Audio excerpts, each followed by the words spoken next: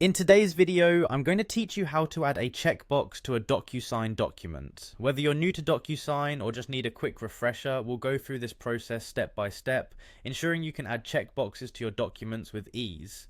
First things first, let's head over to the Docusign website.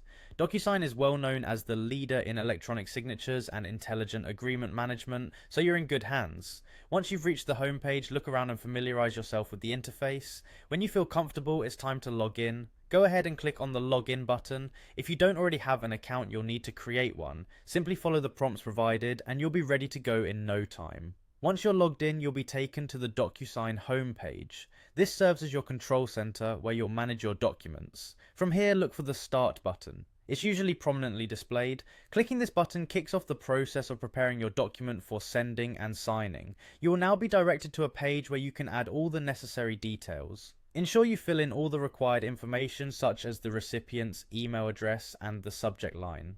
Think of this as setting the stage. This part is crucial for ensuring your document reaches the right person with all the pertinent information intact. Now that you've added your details, it's time to proceed to the next step. Click on the Next button to move forward in the setup process. This will take you to the part where you can start editing your document, adding fields, and ultimately introducing that all-important checkbox. To insert a checkbox into your document, look for the checkbox option in your editing tools.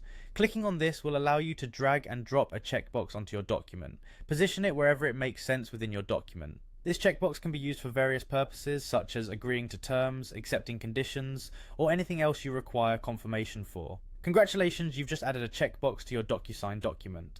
This is just one of the many powerful features offered by Docusign to streamline your document management process.